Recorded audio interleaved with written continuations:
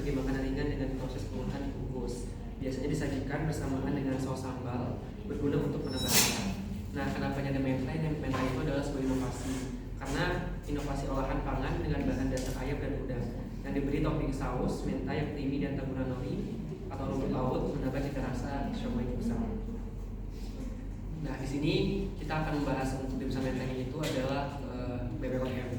Nah, ada tujuannya atau pokok dan fungsinya, yaitu penyusunan rencana, program dan anggaran di bidang pengawasan obat dan makanan, pelaksanaan pemeriksaan fasilitas produksi obat dan makanan, dan pelaksanaan pemeriksaan fasilitas distribusi obat dan makanan dan fasilitas pelayanan kefarmasian. Jadi, kenapa harus adanya BPOM? Biar makanan itu bisa terjamin dari kualitasnya, terus kesehatannya bagi manusia. Apalagi kita sudah pernah menjalani sebuah penyakit yaitu COVID-19, makanya kita harus lebih meningkatkan semua makanan kualitasnya. Nah, selanjutnya itu ada dari BPOM-nya sendiri. Nah, jadi setiap kita yang mau memulai bisnis itu harus ada persyaratannya, itu salah satunya adalah BPOM.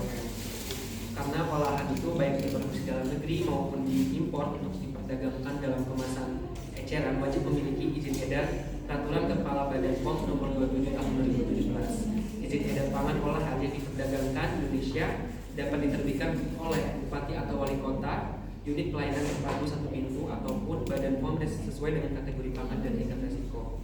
Izin edar pangan olahan yang dikeluarkan oleh Badan POM terdiri dari BPOM RI MD bagi makanan yang diproduksi dalam negeri dan BPOM RI ML bagi makanan yang diproduksi di luar negeri. Tentunya untuk mendapatkan izin edar tersebut. Nah, persyaratan itu bisa dibacakan oleh Puan Afifah. Untuk persyaratan alur registrasi pangan olahan BPOM yaitu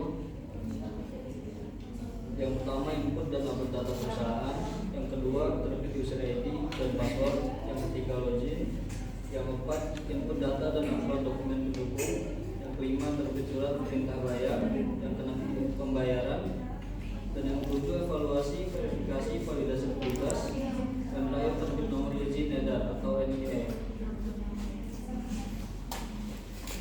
Persyaratan registrasi akun perusahaan produk dalam negeri (MD), yang pertama NPWP, yang kedua NIB jika melalui jalur OSS, yang ketiga izin usaha atau izin usaha industri IUI atau izin usaha mikro kecil (UMK) atau surat keterangan domisili, yang keempat usaha SKDU hasil audit sarana produksi PSB, yang kelima rekomendasi balai PDM setempat untuk produksi minuman beralkohol harus menggunakan IUI yang diterbitkan BKPM pusat.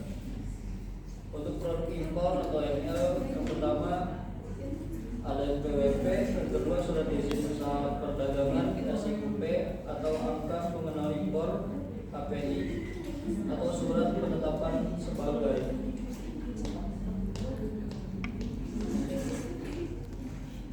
penetapan undang-undang. Dan yang ketiga importir terdaftar atau IP untuk minuman beralkohol. Yang keempat hasil audit sarana distribusi PSB atau rekomendasi balai PDM setempat. Dan yang terakhir surat penunjukan LOA yang disahkan oleh notaris, kamar dagang setempat, pemerintah setempat, atau perwakilan Republik Indonesia di luar negeri. Sertifikat GMP atau HACCP atau ISO 20000 atau sertifikat audit dari pemerintah setempat. Sekian dari kita. Ada masukan nggak Bapak? Masing-masing masukan dari kita selanjutnya. Ya terserah masukan. Bukan dari packagingnya mungkin lebih apa gitu. Ini tahun berapa lagi?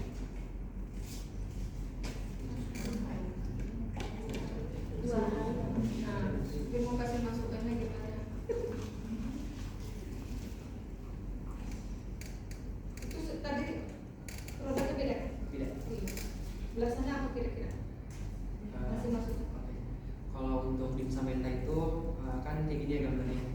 Jadi mungkin kalau dari saya sih lebih ke packagingnya lebih dipersiapkan lagi, karena karena kan ini styrofoam ya, kayak gak layak untuk manusia sebenarnya, karena kan harga mati banget kalau styrofoam. Nah terus lebih rapi lagi aja buat ngeplating dimsumnya. Harganya kalau menurut mahasiswa tuh affordable bu, pas harganya 15.000 sih Pak, dan itu dimsum mentai. Karena kalau biasanya dimsum biasa tuh 15.000 dan gak ada mentainya, karena kan mentai itu inovasi. Terus selain itu mungkin lebih babahnya lebih ramah lagi dan lebih menanggapinya dengan ramah. Kualitas produknya kira-kira sampai dengan Rasa sih kualitas bumbu produk ini kalau ini tuh karena mungkin kalau dimsumnya aja bisa sampai besok sehari, tapi kalau mentai ini kalau udah sampai malam dia akan basi karena ada mayones. apa kira-kira yang bisa maksudnya biar tahan Karena kalau misalkan itu karena kita pakai mayones itu, jadi emang nggak bisa dihindarin sebenarnya. Karena bahan bakunya memang seperti itu.